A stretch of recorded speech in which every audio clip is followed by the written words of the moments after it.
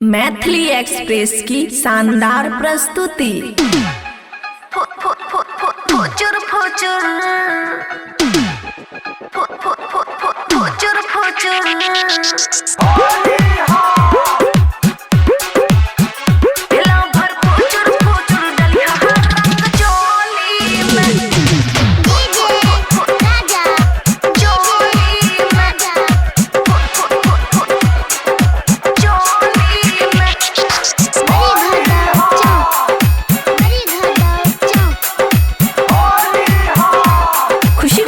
Studio बलुआ। पहले तू मनाने हमरे गोबार एबरी हम करब चुम्मा से शुरुआत चुम्मा से शुरुआत।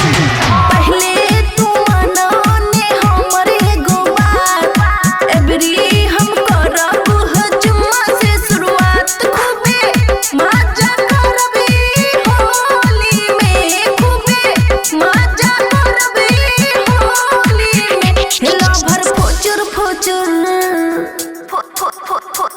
हेला भर फुचुर फुचुर डलिया रंग चोली में। हे राजा फुचुर फुचुर रंग डलिया चोली में। हे राजा फुचुर फुचुर रंग डलिया चोली में, चोली में।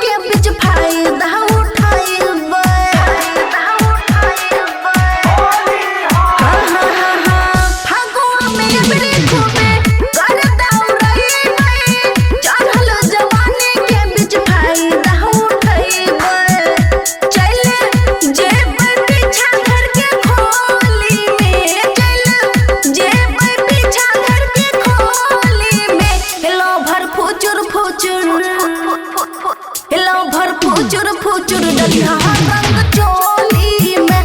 हेला भर फुचुर फुचुर रंग डलिया चोली में।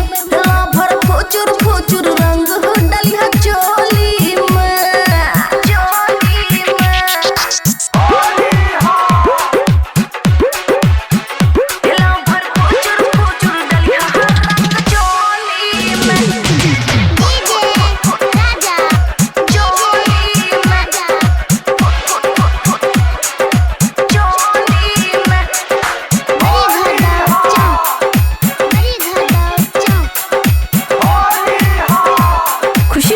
स्टूडियो बलुआ। रोशन दीवाना कहिया गरम गरम पुआ, होली के निशानी दे दिया गोदी में बउआ, गोदी में बउआ। हाँ हाँ हाँ हाँ। रोशन दीवाना कहिया गरम गरम पुआ, होली के निशानी दे दिया गोदी में बउआ। खुशी के डिमांड छै होली में, खुशी के डिमांड छै होली में। हेला भर फुचुर फुचुर हेला भर फुचुर फुचुर डलिया रंग चोली में। हेला भर फुचुर फुचुर रंग डलिया चोली में।